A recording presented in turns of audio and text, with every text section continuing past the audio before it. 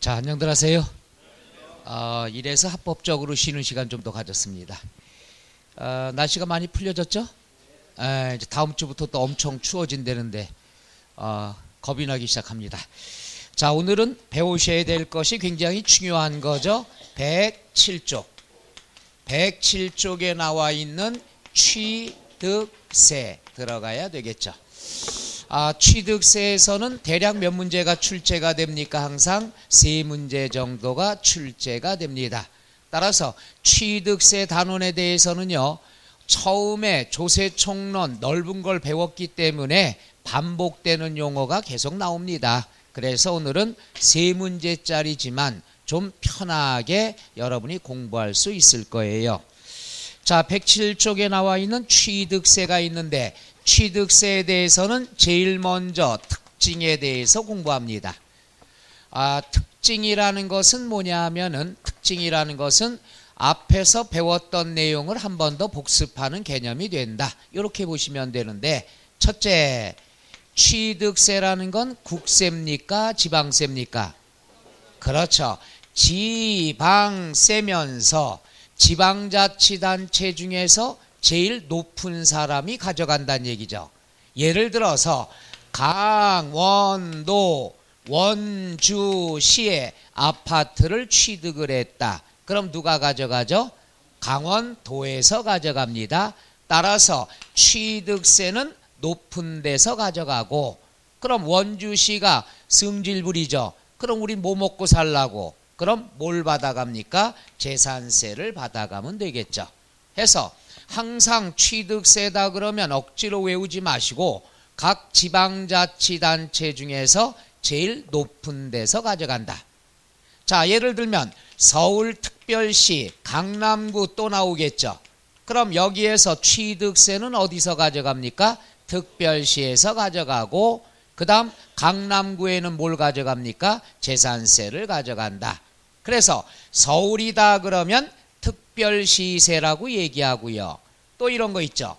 인천광역시, 서구 이렇게 나오면 취득세는 어디서 가져가죠? 광역시에서 가져가고, 재산세는 어디서 가져가요? 서구청에서 가져가는.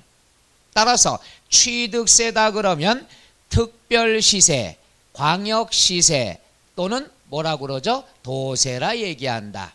해서 맨 먼저 알아두실 거는 지방세면서 특, 광, 뭐가 된다? 도세가 된다. 이렇게 보시면 되죠. 지금 설명드리는 내용은요, 108쪽 맨 위에 보면은 박스 그림이 나와 있죠.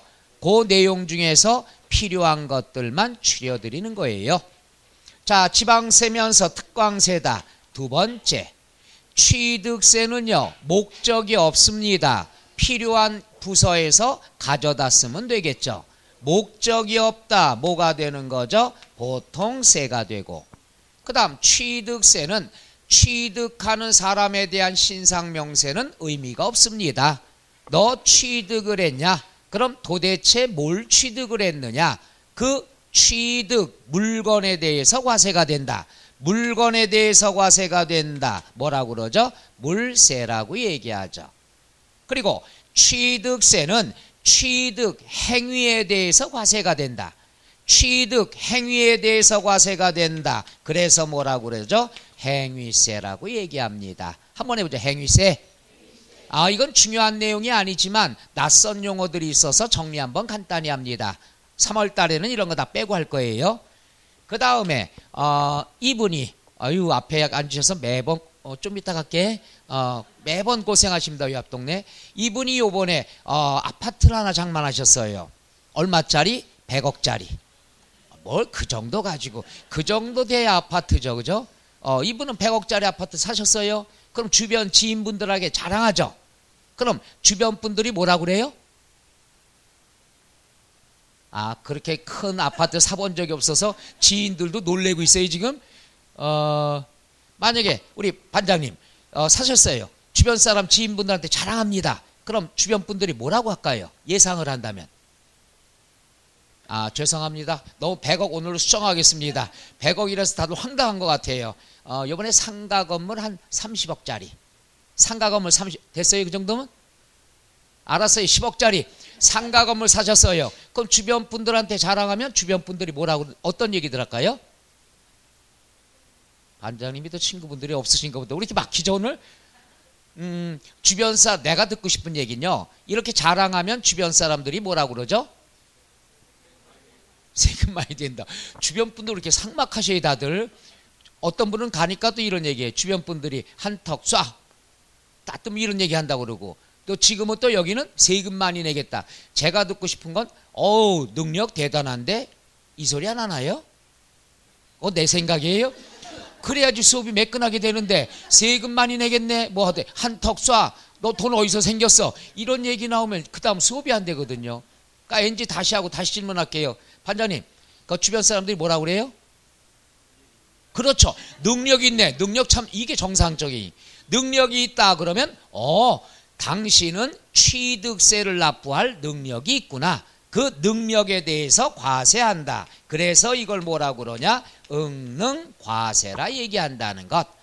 능력에 대응해서 세금을 부과한다. 그래서 취득세는 취득 행위에 대해서 과세가 되고 부동산을 취득했다는 건 세금 부담할 능력이 있으니까 샀다는 얘기죠. 그 능력에 대응해서 과세한다. 뭐라고 그러죠? 응능과세다 또는 응능세다 이렇게 얘기한다는 거. 굉장히 돌아왔어요. 그죠? 그 다음에 뭐가 있느냐? 자, 취득세는 신고납부를 자진적으로 해야 되겠죠. 취득일로부터 며칠 이내에 신고납부하죠? 60일 이내 자진해서 신고납부를 해야 됩니다. 그런데 60일 이내에 신고납부해야 되는데 신고납부를 안 했어요. 안 했으면 어떡하느냐? 정부에서 고지서를 보냅니다. 당신 취득을 했는데 왜 60일이 넘도록 신고하지 않는 거야? 그러니까 당신은 이렇게 세금을 언제까지 내야 된다. 고지서 옵니다. 고지서 보내는 걸 뭐라고 얘기하죠? 보통 징수라고 얘기하죠. 그러니까 신고납부할 기회를 주고 신고납부를 정해진 기한 내에 하지 않으면은 고지서로 독촉을 한다는 얘기죠. 고지서에 의한 징수를 뭐라고 그러죠? 보통 징수. 여기에는 뭐가 인쇄돼서 가느냐 그러면 60일 이내에 신고를 안 했으니까 벌칙이 추가되겠죠. 이 벌칙을 뭐라고 얘기하죠? 가산세가 추가가 된다는 것. 해서 항상 모든 게 그렇습니다. 신고납부해야 되는데 안 했을 경우에는 뭐가 날라온다? 고지서가 날라온다. 그 고지서에는 뭐가 추가돼서 날라옵니까? 가산세가 추가돼서 온다. 요건 알아두셔야 되겠죠. 자, 그 다음에 취득세에서는 면세점이란 제도가 있습니다. 면세점이라는 것은 취득가액이 얼마까지는 아예 면제를 해주는 거죠.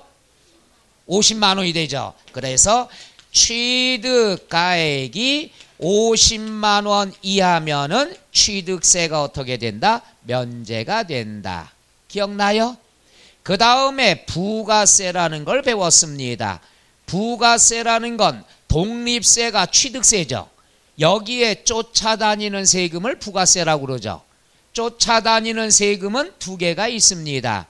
좋은 일에 쓰는 거 뭐가 있죠? 농어촌 특별세 몇 프로? 10%가 되고요. 그 다음 지방교육세 몇 프로죠? 20% 추가가 되겠죠.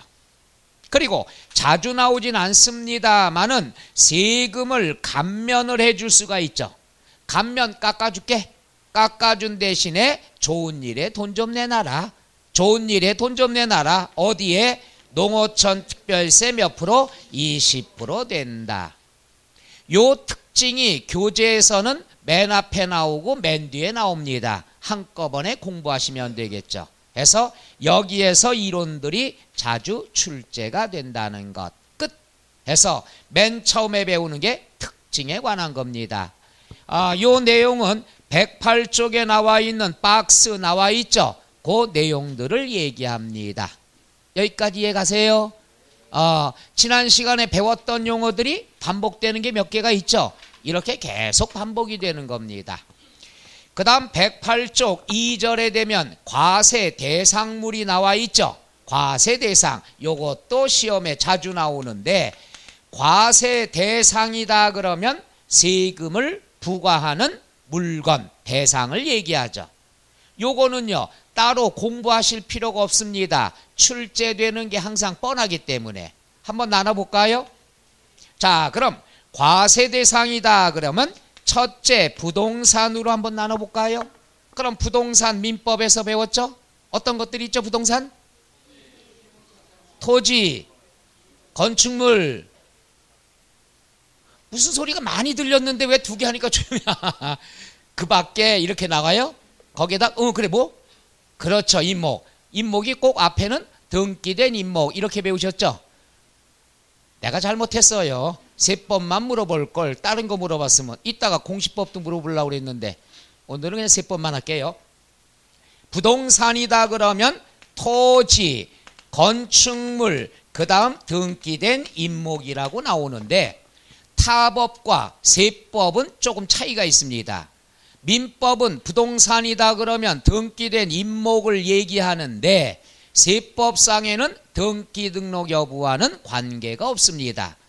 법 중에 잔인하게 세법이라고 그랬죠. 그러니까 등기돼도 걷는 거고 미등기가 돼도 걷는 거예요. 그래서 임목이라는 것은 민법상의 부동산이라 하지만 옮겨 심을 수도 있으니까 요건 우리가 세법에서는 준부동산 성격이다 이렇게도 하는데, 뭐 세법은 부동산, 준부동산 이게 중요한 게 아니니까 여기다 집어넣어도 되고요.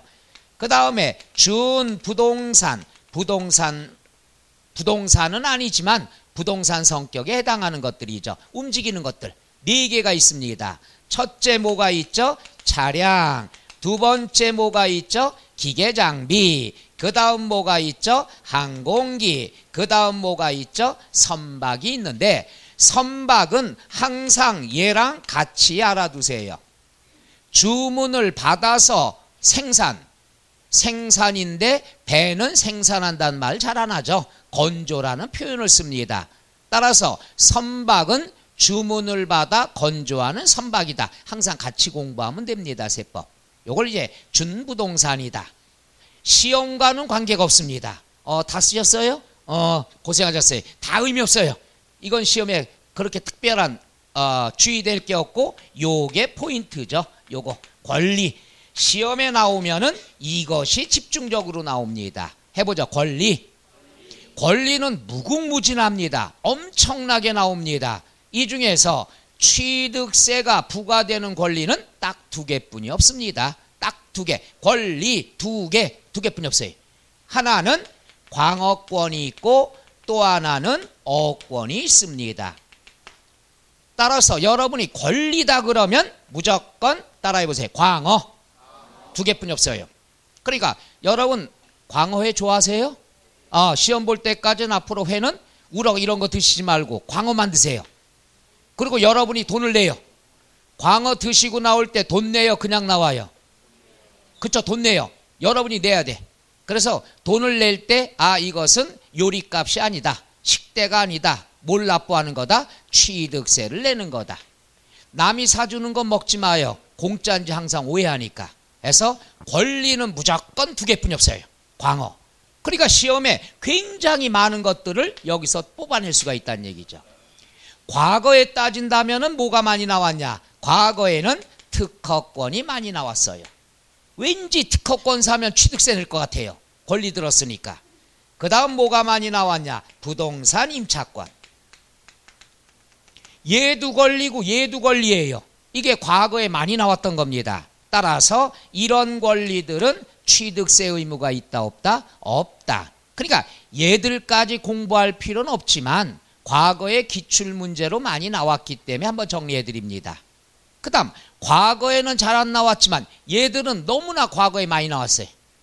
그러니까 이미 노출이 됐으니까 시험에 출제해도 재미가 없어요. 그럼 새로운 권리를 출제해야 되겠죠. 그래서 나올 만한 것 2개만 한번 해볼게요. 뭐가 있느냐? 죄송합니다. 영어 써서. 아파트 당첨권. 혹시나 나올 수 있겠죠. 아파트 당첨권은 취득할 수 있는 권리란 얘기죠. 아직 부동산을 취득한 게 아니란 얘기죠. 따라서 당첨권은 당첨이 됐을 때 취득세 부과가 된다 안 된다? 안 된다. 그 다음 뭐가 있느냐? 요즘 재건축 조합 엊그저께 발표 나왔죠. 아직 확정된 건 아닙니다. 재건축 연한이 몇 년이죠?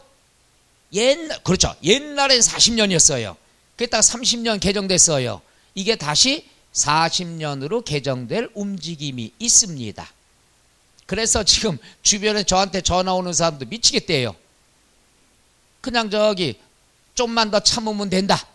재건축 들어간다 해서 이제 리모델링도 안 하고 그냥 막 물 새는 데서 살고 있는데 막상 또 10년이 연장이 된다니까 애로사항이 있습니다. 또 어떤 분은 그래요. 이제 슬슬 리모델링 하면서 집값 올라갈 거니까 당연히 올라갈 수밖에 없죠. 올라갈 걸 기대나 해야 되겠다. 그러니까 두 분류로 이렇게 나눠지게 됩니다. 급하신 분은 에이 했는데 또 어떤 분들은 에이 이렇게 된 김에 좀 더 살지 이렇게 표현. 그렇게 아직 확정이 안 됐으니까. 자, 그럼 아파트 당첨권 거기서 나오는 게 뭐가 있어요? 조합원 입주권 같은 게 있겠죠. 조합원 입주권이나 아파트 당첨권이나 취득할 수 있는 권리지 부동산은 아니란 얘기죠.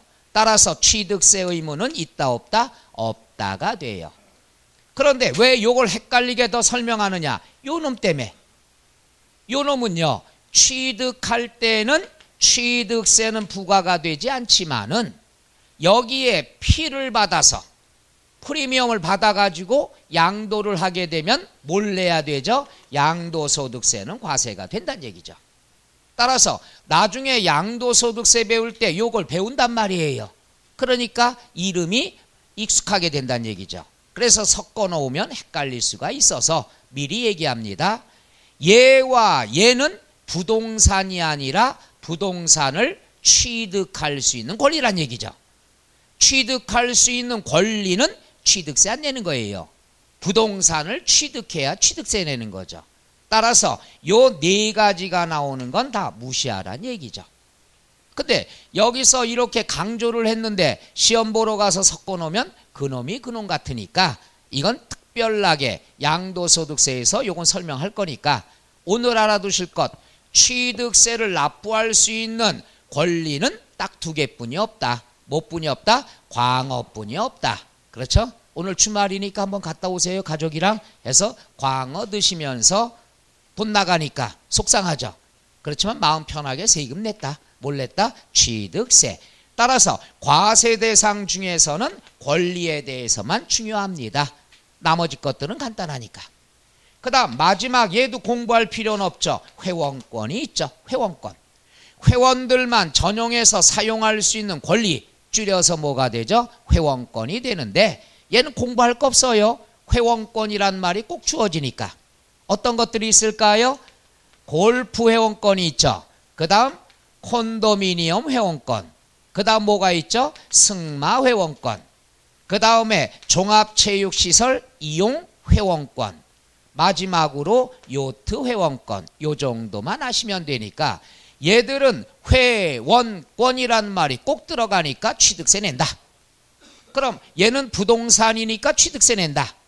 네 가지도 취득세 낸다. 그러나 권리가 헷갈리니까 권리만 오늘 알아두시면 되죠. 권리는 뭐만 알아두면 돼요? 광어. 무조건 시험 볼 때까지 뭐만 드시면 돼요? 광어만 드시면 돼요. 괜히 나중에 또 다른 거 드시지 말고. 자, 되겠습니까? 그러니까 과세 대상 기본서는 굉장히 여러 페이지가 있습니다만은 포인트는 요거예요. 요것만 정리해 주시면 되죠. 자, 그러면 108쪽에 과세 대상물이 나와 있는데 여기에서는 한 가지 더 알아두실 건 요겁니다. 과세 대상이다 그러면 항상 사실상의 현황을 적용한다는 것. 사실상의 현황이라는 건 취득세나 모든 세금은 똑같습니다. 자, 예를 들어서 좀 이따 배우겠지만 납세 의무자는 취득자죠. 취득자가 두 가지가 있을 때 있죠. 좀 뒤에 배울 거지만 사실상의 취득자가 있을 거고 이게 원칙이죠. 그런데 내가 돈이 너무 많아서 부동산 요걸 취득하면 좀 깨림칙하다 이럴 경우에는 내 거지만 내가 돈 들였지만은 아는 지인들의 이름을 빌릴 때가 있겠죠. 이걸 차명이라 얘기하죠. 그러면 자, 내가 갑이라는 친구한테 야 친구야, 내가 요번에 아마 땅 하나 사는데 내가 너무 많이 돼 있어서 네 이름 좀 빌려줘. 그러면 사실상의 취득자는 나죠. 그러나 공부상으로 등기는 누구 걸로 됩니까? 갑으로 돼 있죠. 지인으로. 그럼 취득세는 누가 내야 되느냐? 사실상의 현황 취득자와 공부상의 소유자가 다를 경우에는 항상 누가 이기는 겁니까? 사실상의 취득자, 내가 취득세 내야 된다. 항상 알아두실 건 세법은 사실주의입니다. 해서 사실상의 현황과 그 다음 공부상의 현황이 다르다. 그럼 항상 뭐가 이깁니까? 사실상이 이긴다는 것. 자, 이러한 것은 자, 여러분이 갖고 있는 108쪽 2절 과세대상물이 나와 있는데 거기에 보면은 네 번째 줄, 다섯 번째 줄에 보면은 물건을 취득하였을 때 무엇에 따라서? 사실상의 현황에 따라서. 다만 거기 나왔죠? 그 다음 줄에 사실상의 현황이 분명하지 않을 때만 뭐가 되죠? 공부상의 현황이 된다. 사실상의 현황이 1번, 공부상의 현황은 모를 때 2번. 만약에 두 개가 동시에 나오면 뭐가 우선권이 있죠? 사실상의 현황이 된다는 것. 되겠습니까? 그럼 과세 대상이 1번 부동산부터 굵은 것만 동그라미 치면 돼요. 그냥 정신없이 동그라미 치시면 됩니다. 1번에 토지, 2번에 건축물, 이게 부동산이죠. 그 다음에 2번에 차량, 3번에 기계장비, 4번에 항공기, 5번에 선박, 6번에 임목, 7번에 광어권, 동그라미만 치면서 쑥쑥 넘어가죠. 8번에 어업권, 9번에 골프회원권, 10번에 승마회원권, 11번에 콘도회원권, 12번 종합체육시설 이용권, 이용회원권, 13번 요트회원권. 이 몇 페이지에 걸려서 너무 디테일하게 설명 들어갔으니까 그걸 다 공부하실 필요 없이 이렇게 정리하시는 게 좀 편하다는 얘기죠. 한번 해보죠. 과세대상. 여기에선 무엇만 신경 쓰면 되죠? 권리에 대해서만 신경 써라. 옛날엔 요게 나왔어요. 요거. 임목은 과세가 되는데 과거에 뭐가 나온 적이 있나? 원목이 나온 적이 있습니다. 아주 유치한 것 같지만 여자분들이 많이 걸렸어요. 왜 그러냐 하면은 원목이다 그러면 대뜸 여자분들은 뭘 생각해요? 원목, 가구. 그럼 가구면 원목 가구 싸요 비싸요? 그러니까 취득세 내는 걸로 오해하는 경우가 있어요. 그런데 임목이라는 것은 살아있는 나무고 요거는 죽은 나무죠. 따라서 원목은 취득세 낼 필요 있다 없다? 없다. 요거 별거 아닌 건데도 여자분들 실수 많이 한다는 얘기죠. 그래서 나무는 살아있는 나무만 취득세 냅니다. 벌채가 돼서 죽은 원목에 대해선 취득세 낼 필요 있다 없다? 없다가 되는 것. 궁금하시면 오늘 집에 가시다가 원목 식탁 하나 사갖고 들어가셔요. 그런 다음에 뭐 연락해서 이거 취득세 내야 돼요. 그럼 안 내도 됩니다. 그럼 기억이 오래 가죠. 그리고 집에선 싸움이 시작되는 거죠. 그 다음 114쪽에 3절 취득의 정의, 범위 이렇게 나와 있죠. 굉장히 회차가 많이 출제가 됐다는 거 알 수가 있겠죠. 자, 그러면 세 번째입니다. 세 번째가 뭐냐? 취득의 유형이 되는 거죠. 취득의 유형. 취득의 유형도 중요합니다만은 특별하게 공부할 건 없어요. 왜 그러냐? 시험 문제에 답이 다 주어집니다. 그것만 끄집어내는 연습만 하면 되니까 썩 어려운 게 없는데 볼게요. 취득이라는 것은 첫째, 사실상의 취득이 있고 간주 취득이 있습니다. 사실상의 취득이다 그러면 실제로 사온 거예요. 실제로 사온 거는 간단합니다. 얘는 뭐가 있느냐? 원시 취득이 있죠. 원시 취득이다 그러면 나 이전에 소유자가 있어요 없어요? 없어요. 내가 최초란 얘기죠. 그러니까 없던 걸 내가 최초의 소유자가 되는 걸 무슨 취득이라 한다? 원시 취득. 얘는 뜻만 알면 돼요. 시험에 큰 비중이 없습니다. 자, 예를 들어서 건축물이다. 건축물이다 그러면 없던 건축물을 내가 새로 진 것들이 되죠. 어떤 것들이 있을까요? 신축이라는 것이 있고 재축이라는 것이 있죠. 그 다음 또 뭐가 있을까요? 우리가 등기법에서 배웠나요? 공법에서 배웠나요? 건축물에 대해서는 크게 5가지로 나누는데 내가 미쳤지 다른 법을 또 하지 맙시다 하고 나도 모르게 나와요. 5가지. 건축, 신축, 재축, 증축, 개축, 이자. 오, 대단하셔요. 이 5개가 있는데 됐어요. 세법에서는 이전은 큰 의미가 없고 그 다음에 4가지만 있다가 한 2-3시간쯤에 설명 한번 또 들어갈 겁니다. 자세히. 건축물이라는 것은 새로 졌다. 신축. 그 다음에 재축. 그 다음에 뭐가 있어요? 증축. 그 다음에 개축이 있더라. 이렇게 들어가면 되겠죠. 그죠? 없던 걸 만들었다는 얘기죠. 근데 요거는 이제 이따가 보면은 등기법에서 우리가 요거는 이제 변경 등기 들어가야 되는 거니까 이따 자세하게 한번 설명해 드릴게요. 일단 건축은 4개만 공부합니다. 뭐뭐 시작. 신축. 그렇죠. 이렇게 4가지. 이전은 그냥 버려버리세요. 그 다음에 토지. 토지다 그러면 원래는 땅이 아니었어요. 바닷물이었어요. 이런 걸 갖다 메꿔서 만들었다 이거죠. 강물을 메꿨다. 바닷물을 메꿨다. 하천을 메꿨다.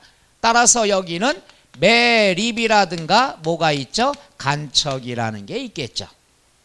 그 다음에 뭐가 있느냐 그러면 우리가 조립을 한다. 건조를 한다. 그 다음에 뭐 생산을 한다. 이런 것들이 있죠. 요건 다 똑같은 거예요. 만든다는 뜻인데 그 제품의 성격상 용어가 다르다는 얘기죠. 조립한다 그러면 어떤 것들이 있을까요? 차량이라든가 그 다음 뭐가 있을까요? 항공기 이런 것들은 이제 조립한다 또는 생산한다 이런 표현 쓰고 그 다음에 건조라는 말은 아까 했죠? 선박에 대한 것. 뭐 생산한다 그러면 기계장비에 관한 것. 해서 없던 걸 만들어낸 걸 원시 취득이라 하더라. 그 개념만 하시면 돼요. 그 다음에 든든한 거 하나 있어요. 든든. 요것도 이제 토지가 많습니다만은 민법상에 뭐가 되죠? 시효 취득. 점유물 취득이 있죠. 부동산 같은 경우는 몇 년간 점유하면 인정이 되죠? 그렇죠. 오우, 대단하시네. 민법 굉장히 열심히 하시나 봐. 해서 부동산은 20년간 점유하게 되면 점유물 인정을 받죠. 요걸 민법상의 시효 취득이라 하더라. 그 다음에 여기 나온 것 중에서 광어권, 어권. 광어권, 어권은 광어는 2가지가 있습니다. 우리가 사회에서 보면 광어는 내가 잡을 수도 있죠. 그러면 원시 취득이 되는 거고 식당에서 남이 잡은 걸 돈 주고 사 먹죠. 그러면 그 다음에 배우는 승계 취득에 해당이 되겠죠. 그죠? 그래서 광어권, 어권은 2가지입니다. 내가 최초다 그러면은 원시 취득. 남이 걸 사 먹는다 그러면 승계 취득. 그럼 원시 취득은 뭐냐? 광산을 내가 개발하는 거예요. 치악산 가다 보니까 뭘 한번 조사해 봤더니 거기에 다이아몬드가 10,000톤 정도 매장이 돼 있다. 놀라지도 않아요? 가까운 산에 다이아몬드가 10,000톤인데 남의 건 신경 안 쓰죠? 내 주머니에 5,000원이 중요하니까. 그러면 그런 것들은 광산을 개발했습니다. 그럼 다른 사람 손 못하게 해야 되겠죠. 이럴 경우에 내가 야 나만 쓸 수 있도록 권리 좀 줘 하고 요구하는 것을 출원이라는 말을 쓰는 거죠. 그러니까 출원이라는 것은 내가 최초로 소유권을 주장하는 거예요. 그러니까 원시 취득이 되는 거죠. 내가 예를 들어서 신기술 개발했습니다. 치킨, 통닭 또 먹는 얘기 나왔는데 통닭을 개발했는데 아무리 뜯어도 다리가 없어지지 않는 치킨. 대박이죠. 그럼 어떻게 될까요? 이거 신기술 개발했으면 특허 출원하죠. 그럼 나는 부자 될까요? 지금하고 변동이 없을까요? 부자 안 돼요. 없어지지 않는 치킨을 갖다 개발했으면은 한 동네에서 한 마리씩만 사요. 오늘은 무슨 동에서 파티 있습니다. 모이세요. 회관 앞에. 그래서 다 뜯어먹고 옆에 동네로 주고. 우리가 지금 쓸데없는 걸로 지금 얘기하고 있는 거죠.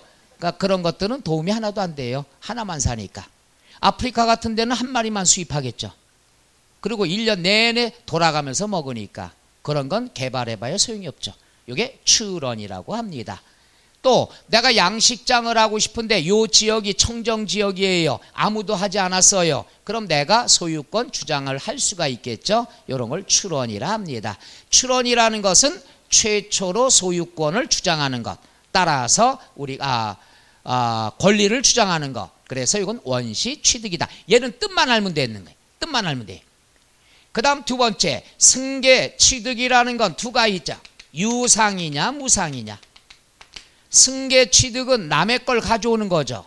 돈 주고 사오면 뭐가 있어요? 매매라든가 교환. 대표적인 게 두 개죠. 헌집 줄게 새집 따오. 헌집을 줬으니까 대가를 줬단 얘기죠. 그 다음 무상이다 그러면 상속과 증여가 있습니다. 얘 둘은 뜻만 알면 돼. 왜? 실제로 사온 거니까. 그런데 여기에서는 뭐만 공부하면 되느냐? 줄여드릴게요. 얘만 공부하면 돼요. 자동차나 항공기나 기계장비나 주문받아 건조하는 선박은 만들면 원시 취득이죠. 사오면은 승계 취득이죠. 원래는 원시 취득도 취득세 내고 승계 취득도 취득세 냅니다. 다 취득으로 보니까. 그런데 얘만큼은 원시 취득일 경우에는 취득세가 과세가 안 됩니다. 어떨 때만 과세가 되느냐? 승계 취득할 때만 취득세가 과세가 된다. 요거 알아두면 돼요. 요거 하나만 알면 돼요. 뭐 우리가 얘기했습니다. 현대차에서 뭐 그랜저를 생산한다. 만들었으니까 현대차가 원시 취득했죠.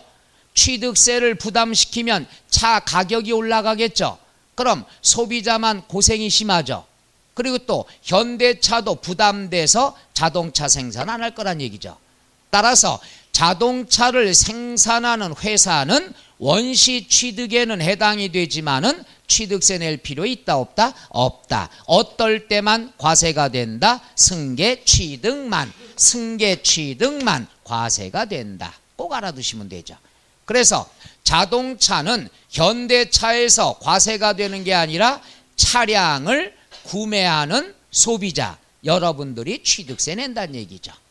궁금하면 오늘 그랜저 하나 계약하고 가요. 그리고 직원한테 물어봐요. 취득세 내야 돼요? 내야죠. 얼마 내요? 얼마 냅니다. 그러면 예 알겠습니다. 다음에 올게요. 이렇게 나와도 되죠. 그 이후 사건에 대해서는 난 책임을 안 진다는 얘기죠. 요건 승계 취득만. 얘만 알면 얘들은 큰 의미가 없는 것들이에요. 다 취득으로 본다는 얘기죠. 그래서 취득의 유형이 아까 많은 횟수에 나왔는데 뭐가 나왔냐? 이놈이 나온 거예요. 이놈. 그래서 간주 취득에 관한 것만 여러분이 공부하시면 되는데 간주 취득이다 그러면 간주라는 말하고 의제라는 말하고 같이 쓰인다고 그랬죠. 요건 뭐냐? 취득은 아니야. 옛날에 이미 취득했어요.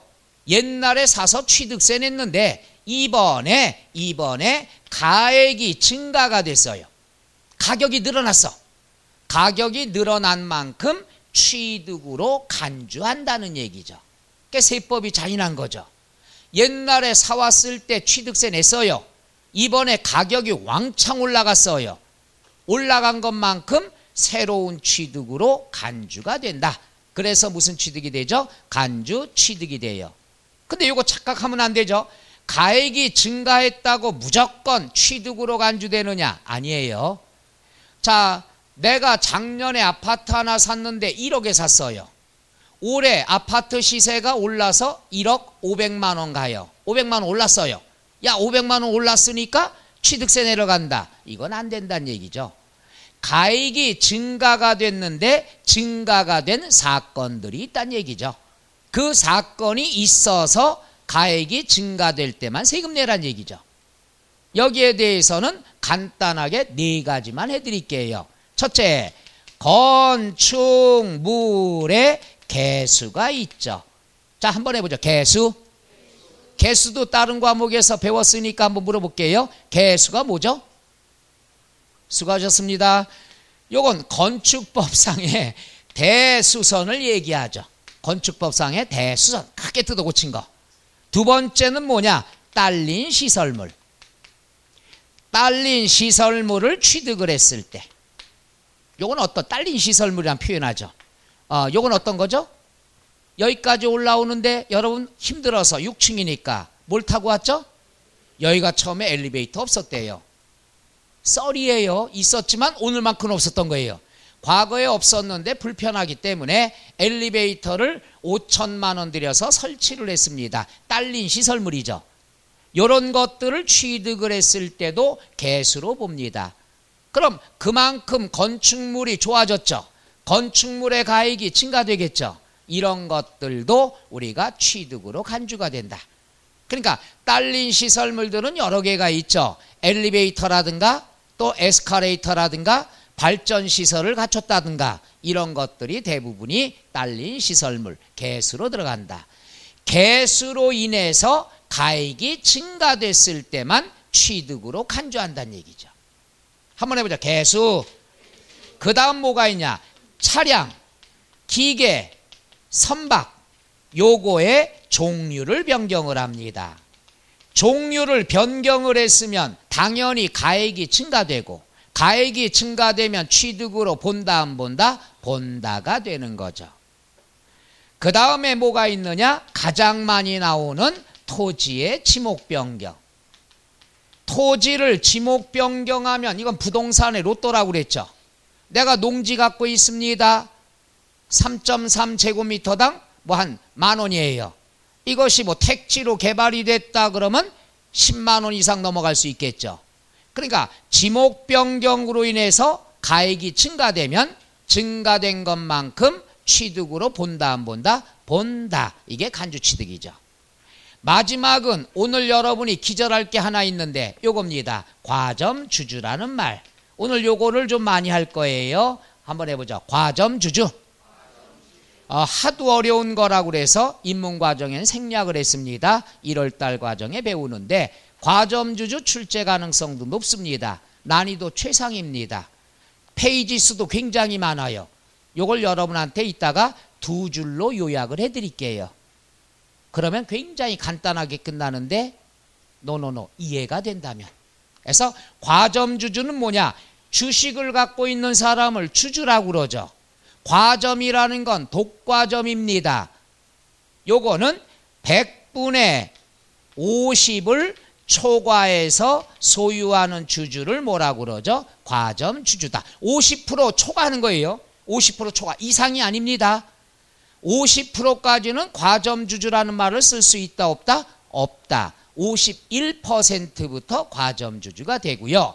요걸 하기 위해선 어떤 말이 나와야 되느냐? 비상장 법인이라는 말이 꼭 나옵니다. 왜냐하면 상장법인의 과점주주는 없어요. 상장법인의 과점주주다 그러면 S전자가 상장법인입니다. 거기에 51% 소유하고 있다? 어마어마한 거죠. 일반적으로 상장법인은 3% 소유하면은 그때부터 대주주란 말을 씁니다. 그래서 오너들도 10몇 프로 갖고 있어요. 그 다음에 배우자가 한 10%, 그 다음에 아들이 한 7, 8% 모여서 50% 초과해서 경영권을 갖고 있는 거죠. 그래서 상장법인은 과점주주가 없고 비상장법인만. 그럼 비상장법인의 과점주주다 그러면 결국 이 법인은 누구 거나 마찬가지예요. 과점주주 거예요. 마음대로 할 수가 있는 거죠. 그래서 요 과점주주에 대한 것은 왜 취득세를 내야 되느냐? 좀 이따 두 번째 시간 정도에 설명을 해드릴 겁니다. 여기서 제일 중요한 건 지목 변경, 종류 변경 요것도 중요하지만 과점주주가 난이도 최상이라는 것. 한번 해줘. 과점주주. 해서 취득의 유형은 요게 끝이에요. 원시 취득, 승계 취득 두 개 중에서 제일 중요한 건 자동차, 차량부터 네 가지는 원시 취득은 취득세 낼 필요 없고 어떨 때만 승계 취득만 과세된다. 요거 하나 알면 요거 끝이고, 그 다음에 간주 취득에 관한 것 4가지 정도 다 알아두시면 좋다는 얘기죠. 간주 취득의 뜻은 뭐가 나와야 되죠? 이런 사건들에 의해서 뭐가 가액이 증가됩니다. 재밌는 건요, 이런 사건이 나왔어요. 사건이 나왔는데 가액이 변동이 없어요. 그럼 취득으로 본다 안 본다? 안 보는 거예요. 이런 사건이 나오면 그 뒤에 어떤 말이 꼭 나와야 되느냐? 가액 증가라는 말이 따라다녀야 돼요. 얘만 보고서, 자, 예를 들어서 건축물의 개수를 하였으나 가액이 변동이 없어서 취득으로 봐야 된다. 맞다 틀리다? 틀리다. 취득으로 안 보는 거예요. 요 사건의 결과로 가액이 증가됐을 때만 취득으로 간주한다. 같이 생각을 해야 되겠죠. 끝. 자, 요러한 것이 115쪽에 2번 범위에 나와 있죠. 그 범위에 관한 것은 우리가 지금 설명한 내용을 한 표에 만드는 거죠. 나중에 그걸로만 한번 쭉 보셔도 괜찮습니다. 그럼 나머지 것들은 밑줄 치는 건 안 해도 되겠죠? 에? 해드려요? 뭔 말을 해, 이 말을. 알아서 해줄게요. 여기서 해달라고 그러니까. 115쪽에 1번 사실상의 취득 나오는데 1번 밑줄 원시 취득. 원시 취득이라는 것은 동그라미 2번 과세 여부 중에 기억. 원시 취득은 사실상 취득에 해당하므로 취득세 과세 대상이 된다 안 된다? 된다. 그러나 니은 요거죠. 다만 차량, 기계, 항공기, 주문에 의하여 건조하는 선박은 원시 취득에 대해서는 과세한다 안 한다? 안 한다. 어떨 때만? 승계 취득의 경우에 하나여 이렇게 공부해도 되고요. 아니면 콕 찍어서 승계 취득만 해갖고 과세. 이렇게도 관계가 없겠죠. 그러니까 여기까지 설명한 걸 다시 한번 복습하는 겁니다. 그 다음에 2번 승계 취득. 승계 취득이다 그러면 동그라미 2번. 승계 취득 과세 여부는 중요한 게 그거죠. 유상, 무상의 관계가 있다 없다? 없다. 그러니까 상속을 받아도 취득세 내야 되고 매매를 했어도 취득세 내야 된다. 여기 나온 대로 유상, 무상 관계없이 취득은 다 취득세 의무가 있다. 그걸 얘기하죠. 그 다음 116쪽에 괄호 3번 동그라미, 괄호 4번 동그라미 2가지에 대한 것 요것도 시험에 많이 나옵니다. 그래서 동그라미 치라고 한 거죠. 그럼 요거에 관한 것을 여기다 한번 정리해 드릴게요.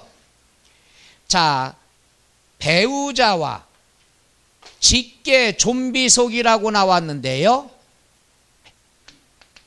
배우자, 직계 좀비속 간의 거래. 배우자나 직계 좀비속이라는 건 우리끼리 뭐라고 그러죠? 가족이라고 그러죠. 요걸 우리가 세법에서는 특수관계인이라고 얘기합니다. 해보죠. 특수관계인. 요건 우리가 3월 달에 배울 건데 특수관계인의 뜻은 뭐냐 하면은요.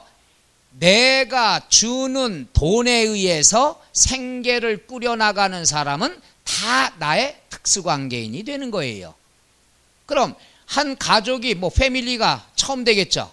우리 가족은 내가 벌어다 주는 월급에 의해서 생계 꾸려나가니까 배우자, 직계존속, 직계비속 다 뭐가 되죠? 특수관계인이 되겠죠. 또 이럴 때가 있죠. 제가 회사를 운영하고 있어요. 죄송하지만 여러분들이 우리 회사의 종업원입니다. 그럼 여러분들은 뭐예요? 내가 주는 월급에 의해서 생계 꾸려나가죠. 그럼 여러분들은 다 나의 뭐가 되죠? 특수관계인이 되는 거예요. 또 여러분이 가족이 있겠죠. 여러분 가족들은 여러분이 벌어다 주는 월급으로 생계 꾸려나가죠. 그 월급은 누가 줘요? 내가 드려요. 그럼 결국 여러분의 가족, 종업원의 가족도 내가 주는 돈으로 생계 꾸려나가니까 나의 뭐가 되죠? 특수관계인이 된다는 얘기죠. 그 범위가 굉장히 넓어지는 거예요. 그러니까 현대의 특수관계인이다. 그럼 엄청 수십만이 된다는 얘기죠. 그렇죠? 그래서 특수관계인 중에서 나의 신복들 이런 분들한테는 부정의 연루를 많이 시키죠. 부동산 살 때도 차명으로 하고 예금 통장도 차명으로 하고 모르는 사람한테 이름 빌려달라고는 못하잖아요. 내가 주는 돈에 의해서 생계 꾸려나가는 특수관계인. 그러니까 내 말을 들을 수밖에 없는 상황. 지금 우리나라의 모든 기업 구조가 그렇게 되어 있는 거죠. 지금 말썽이 나오는 것도 그렇고 이 친구한테 통장 좀 빌려줘? 안 빌려줘? 왜 이래 우리끼리? 좀 같은 말도 좀 인정 있게 항상 말씀하세요. 이름 얼마나 좋아요. NG 다시 합시다. 통장 빌려줄 수 있어? 그래 이래야 되는 거죠. 그렇지만 대부분이 처음에 이 친구가 잘 얘기한 거죠. 처음엔 특수관계인이 아니니까 노우라는 대답이 많이 나오지만 만약에 우리 회사 직원이 됐다. 그래서 내가 직함도 주고 연봉도 많이 줬다. 그럼 그 신분 하에서는 빌려달라고 그러면 오케이 몇 개나 필요하세요? 이렇게 나오겠죠. 이 사람의 심리. 여기서부터 이제 부정이 시작되는 거죠. 그러면 특수관계인 가족입니다. 아는 사람끼리는 뭐냐? 원칙이 있어요. 원칙은 뭘로 봅니까? 증여로 봅니다. 그러니까 특수관계인 가족 간의 거래는 무조건 뭘로 봐요? 증여로 봐요. 뭐 예를 들어서 뭐 우리 딸이 있는데 딸이 초등학교 3학년이다. 그럼 걔한테 아파트를 주는 거예요. 그죠? 뭘로 봐요? 증여로 보죠. 걔가 무슨 소득도 없고. 그런데 이럴 때가 있죠. 예외가 있는데 예외는 매매로 볼 때가 있어요. 매매로 볼 때. 이럴 때는 어떻게 되느냐? 같은 가족이라 하더라도 또는 같은 배우자라 하더라도 소득이 증빙이 되고 소득이 있다는 거. 예를 들어서 미안해. 이 친구가 큰아들인데 30살이에요. 직장생활 다닌 지 고등학교 나와서 곧장 직장생활 해가지고 벌써 한 예를 들어서 10년간 월급 받았어요. 소득증빙 돼요. 그 다음 두 번째, 대가를 지급한 사실이 증빙이 되면은 매매로 보는 거죠. 그러니까 이 친구가 일단 소득이 있고요. 그 다음에 제일 많이 대가 지급한 사실 증빙하는 것은 계좌이체가 제일 많이 쓰입니다. 그래서 이 친구가 아버지인 내 통장에다가 계좌이체를 쐈다. 그랬을 경우에는 남남처럼 매매로 인정이 됩니다. 두 가지 사실을 확인해야 돼요. 물론 이제 계좌이체 하기 전에 내가 돈을 좀 주고 야 쏴. 그럼 쏘면 또 다시 끄집어서 또 용돈 써. 이런 사실은 뒤에 있는 거고 적발만 안 되면 다 되는 거예요. 근데 대부분이 이 방법을 많이 씁니다. 그래서 원칙은 가족 간의 거래는 무조건 뭘로 봅니까? 증여로 봅니다. 그러나 소득이 증빙이 되고 대가를 지급한 사실이 증빙이 되면은 남남처럼 뭘로 인정이 된다? 매매로 인정이 된다. 요걸 알아두셔야죠. 그럼 요거랑 같이 공부하실 게 있습니다. 부담부 증여. 이거는 예전부터요. 요거는 상속을 회피할 목적으로 굉장히 많이 사용하는 겁니다. 얘는 친해져야 돼요. 해보죠. 부담부 증여. 부담부 증여는 증여 공짜로 준 거예요. 공짜로 증여는 무조건 공짜로 준 거예요. 다만 뭐가 있느냐 그러면 조건부.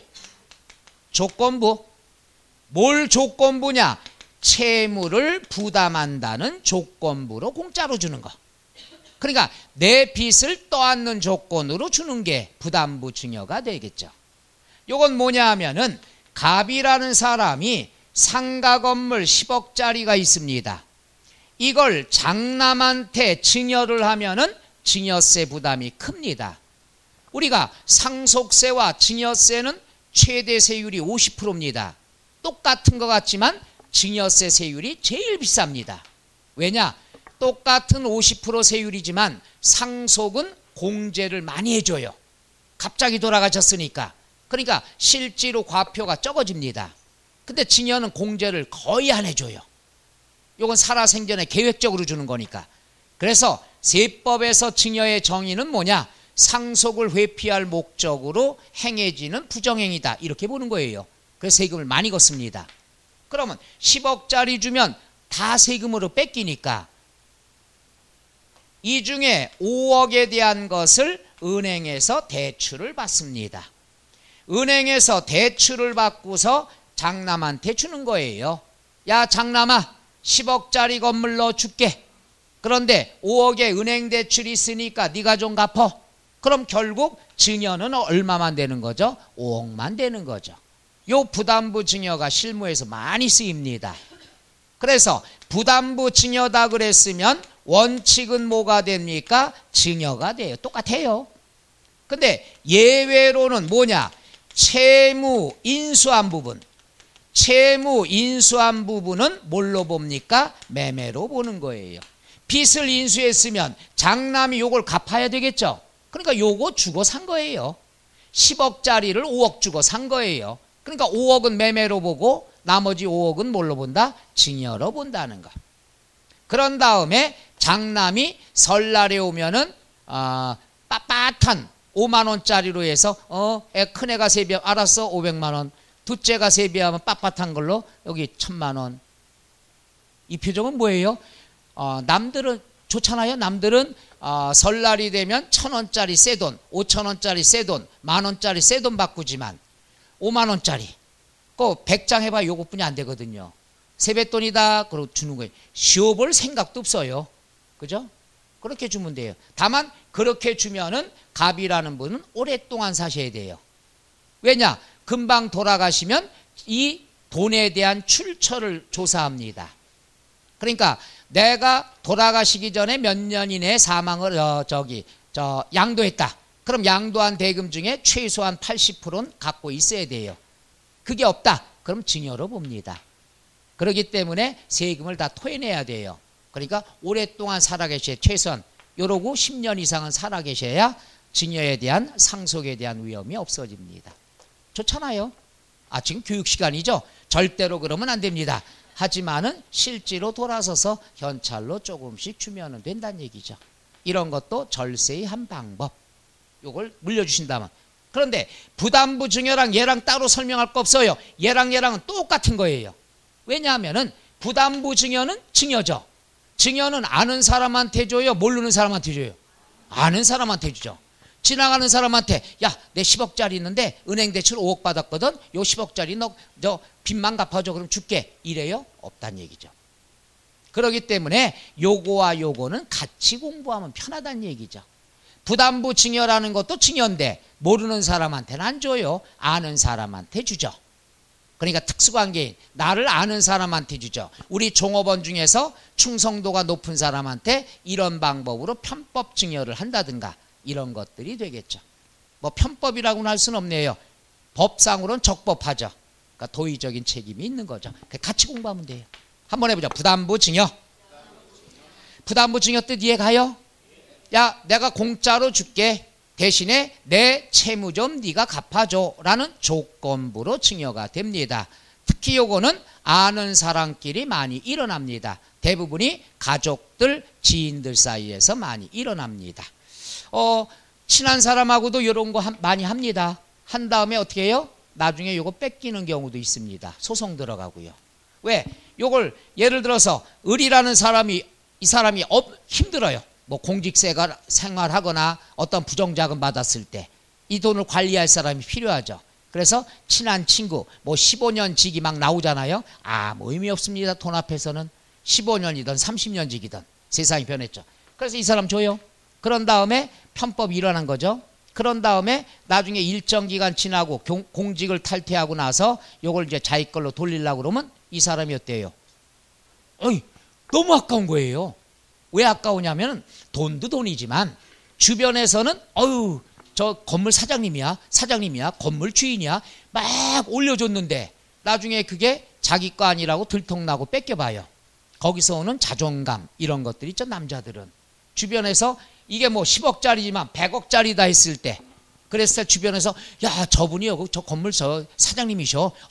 사장님 식당에 가도 사장님 했다가 어느 날 제 거 아니래.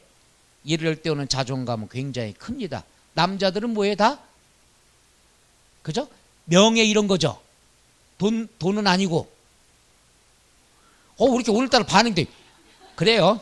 돈도 관계 있고 명예도 관계 있고 이런 게 주변 사람 제 주변에 또 이런 사례들이 꼭 있어요. 이런 사례들 나중에 한번 해드리면. 자, 괄호 3번 한번 밑줄 치며 보죠. 배우자 또는 직계 좀비 속 부동산 취득에 대해서는 동그라미 1번. 배우자 직계 좀비 속의 부동산을 취득하면 동그라미 뭘로 본다고 그랬죠? 증여로 보는 거예요. 동그라미 2번. 다만 다음 하나에 해당하면 유상으로 봅니다. 공매. 공매로 인하여 부동산 취득했다. 이럴 때 매매로 보죠. 요게 작년 재작년 뭐 유명한 권력가가 세금 체납이 몇 천억이 됐는데 못 갚았죠. 체납이 됐어요. 왜? 통장에 돈이 몇십만 원뿐이 없어서. 그랬다가 그분이 압류를 한 미술품 같은 게 있었습니다. 그림하고 막 도자기 이런 거. 이런 게 경매공매 나왔죠. 그래서 그걸 팔렸어요. 누가 샀어요? 그렇죠. 가족이 샀죠. 사가지고 그렇게 되면 어떻게 됩니까? 그거는 아무리 가족이지만은 공매를 통해서 취득했으면 매매로 처리가 된다는 것. 왜? 거기에 낙찰된 대금을 그대로 지급을 해야 찾아오는 거니까. 아무리 가족이라 하더라도 양도로 봅니다. 매매로 본다는 것. 그 다음에 뭐 파산 선고됐고요. 리을번 보죠. 그게 중요하죠. 대가를 지급한 사실이 증명되면 박스에 가번 나오죠. 제일 중요한 거죠.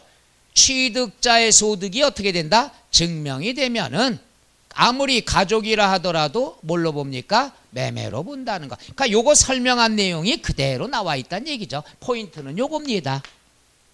그 다음에 괄호 4번 부담부 증여는 세 줄 똑같죠. 채무를 인수하는 부담부 증여의 경우에는 채무에 상당하는 것은 유상으로 취득한다. 요거죠. 채무 인수 부분은 뭘로 본다? 매매로 본다. 그렇지 않으면 다 뭘로 보는 거죠? 증여로 본다는 얘기죠. 그래서 거기 보죠. 다만 배우자 또는 직계 좀비 속으로부터 부담부 증여. 배우자나 직계 좀비 속 얘랑 똑같다고 그랬죠. 이럴 땐 원칙 뭘로 본다고 그랬죠? 증여. 그러나 채무 부분에 대해서 뭘로 보죠? 매매로 본다는 것. 금방 설명한 내용이 그대로 나왔습니다. 그 다음에 5번 나와 있는 것. 5번 나와 있는 건 뭐 안 보셔도 되고요. 그 다음 2번 간주 취득 나왔습니다. 요거는 10분간 쉬었다가 복습 밑줄 긋기 할까요? 예.